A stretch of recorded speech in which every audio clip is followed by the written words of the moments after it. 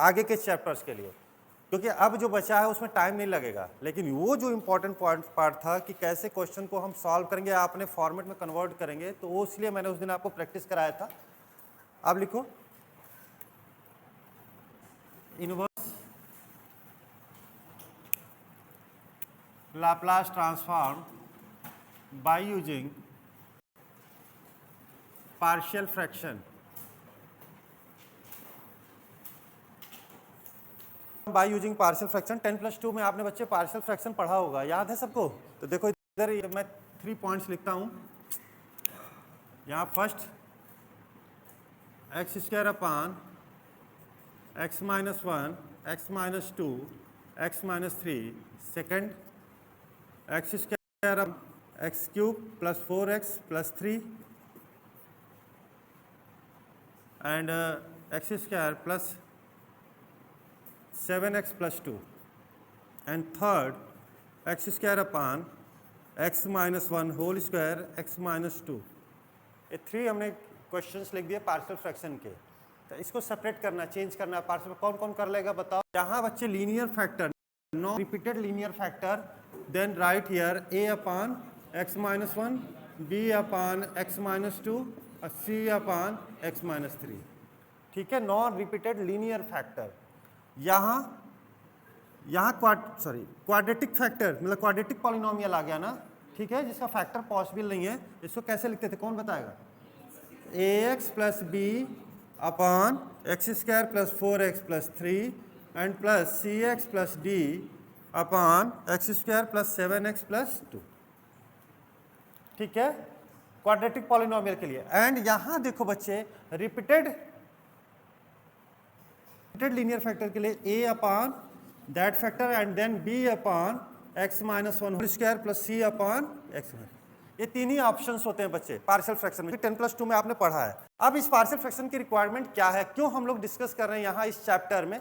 मान लो बच्चे अब तक आपने inverse Laplace transform L inverse of p minus 2 आप जानते हो, L inverse of p minus 3 जानते हो, but L inverse of 1 upon p minus 2 into p minus 3 आ गया तो कैसे फाइंड करोगे?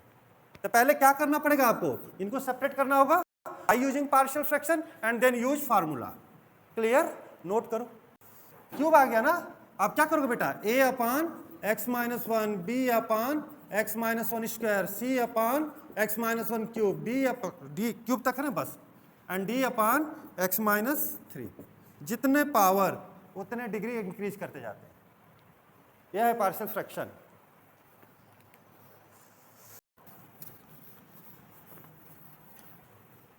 First question, L inverse p minus 1 upon p square p minus 7।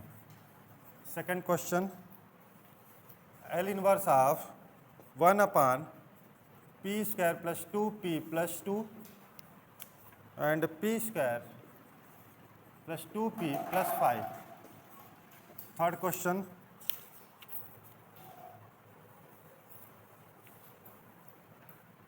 L inverse of p square upon p square plus 4 p square plus 9।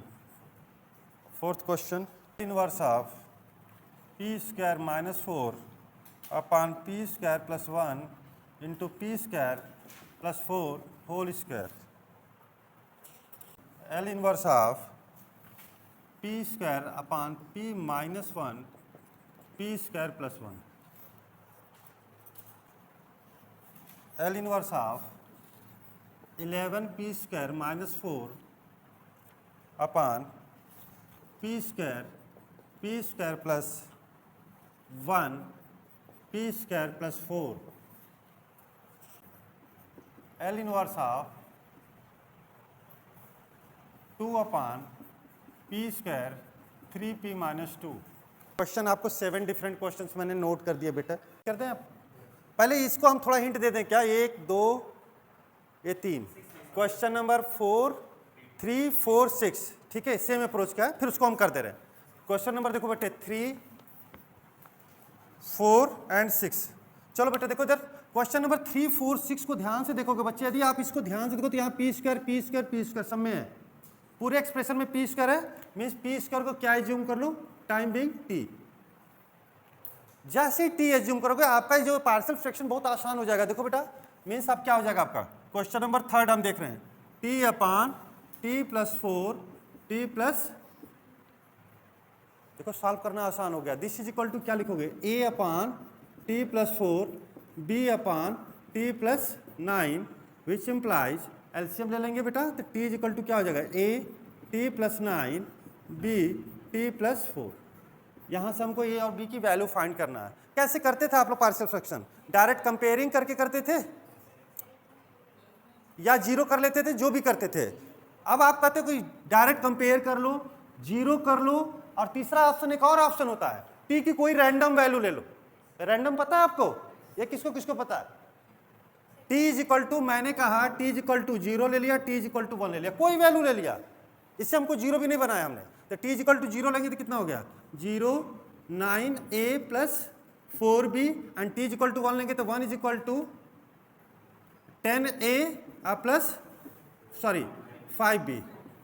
हमने क्या value को लिया, T is equal to 0 and 1। Solve करो इसको, answer आएगा A B की जो value आएगी बेटे सेम, यदि आप इसको जीरो करके भी करोगे तो भी वही वैल्यू आएगी। देखो 0 इज इक्वल टू करो इसको, तो टी इज इक्वल टू -9 करोगे बेटा तो कितना हो जाएगा, ये 0 हो गया, बी इज इक्वल टू कितना हो गया, -9 अपान -5, कितना आ गया बेटा, 9/5। ठीक लिखा मैंने, -9 लिया, अब फिर again T is equal to कितना ले लिया मैंने, -4, ये कितना हो जाएगा, -4 इज इक्वल टू -4 + 9 कितना हो गया, 5a, तो a इज इक्वल टू क्या हो गया बेटा, -4/5। नोट करो, नोट करो जल्दी से, हेलो, तो p² + 4 and p² + 9 is equal to, a is equal to आया बेटा -4/5 p² + 4 + 9/5 p² + 9। पहले आपने क्या किया, इस पूरे को सेपरेट कर लिया, क्योंकि सेपरेट का फार्मूला आपके पास है।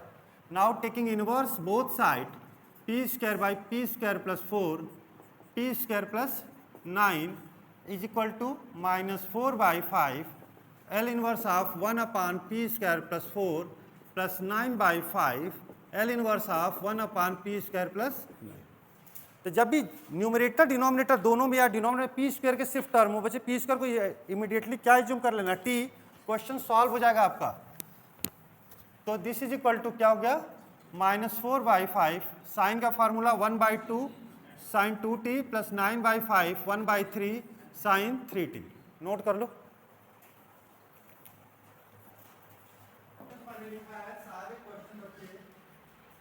कैसे होगा, बोलो क्वेश्चन, बोलो फिर से बोलो मुझे, क्वेश्चन क्या है बता। 7 पीस 11 पीस 4 पीस सेपरेट होता, आप डायरेक्ट इनवर्स लाप्लास लिख सकते थे। यहाँ प्रोडक्ट ऑफ 3 टर्म्स आ गए, हमको इनको सेपरेट करना है। सेपरेट करने के लिए हमारे पास जो टूल है वो है पार्शियल फ्रैक्शन। पार्शियल फ्रैक्शन हम किसी भी मेथड से सॉल्व कर सकते हैं। यहाँ हमने p² एंड p², हम p² को चेंज कर सकते थे, हमने लेट कर लिया। p² को हमने कहा t, means 11t - 4 upon t + 1 and t plus, ये जो पॉलिनोमियल आया ये लीनियर है, नॉन रिपीटेड है।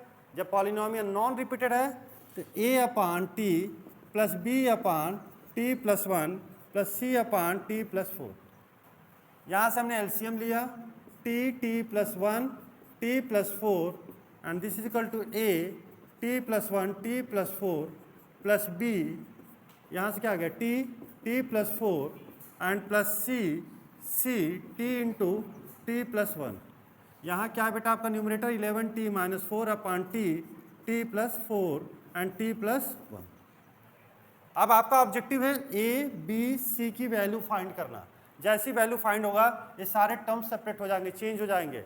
मीन्स यहाँ से आप देखो बच्चे, which implies 11t - 4 is equal to a t + 1 t + 4 plus b t + 4 plus c t + 1। अब ए बी सी की वैल्यू फाइंड करना है। ए बी सी की वैल्यू फाइंड करने के लिए step by step t is equal to -1 t is equal to -4 and t is equal to 0। जैसे ही replace करोगे आंसर आने लगेगा। चलो t इज इक्वल टू -1 रखोगे तो कितना हो जाएगा यहाँ से -15 0 0 -1 रखेंगे तो कितना हो गया -1 और 3 कितना हो गया -3b means b is equal to क्या हो गया। फिर t is equal to -4 replace करोगे -4 रखोगे तो minus this is equal to -48 is equal to 0 0 -4 4 plus 1 कितना हो गया बेटे 12 माइनस में आएगा 12c which implies c is equal to 4 and फिर t is equal to 0 replace करोगे 0 0 this is equal to -4 is equal to 0 replace करेंगे यहाँ से this is equal to 4a which implies a is equal to replace value of a b c in this expression means we get 11t minus 4 upon t plus 1 t plus 4 is equal to -1 upon t plus 5 upon t plus 1 plus 4 upon t plus 4। यहाँ हमने replace कर दिया exactly t को आपने किसको assume किया था p square को therefore 11p² minus 4 upon p square plus 1 p square plus 4 is equal to -1 upon p square 5 upon p square plus 1 4 upon p square plus 4। आपका ऑब्जेक्टिव था इनको चेंज करना सेपरेट करना कर दिया आपने।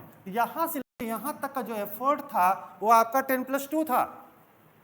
अब आपका यहाँ जो बीटेक का जो कोर्स कहता है कि now you have to take inverse Laplace of this function means taking inverse Laplace of L inverse of 11 p square minus 4 upon p square plus 1 and p square plus 4 is equal to -1 L inverse of 1 by p square plus 5 constant L inverse of 1 upon p square plus 1 plus 4 constant L inverse of 1 by p square plus 4। L inverse 1 by p square means inverse of this is equal to minus t by 1 plus 5 sin t and plus 4 by 2 sin 2t। Answer आ गया, note करो।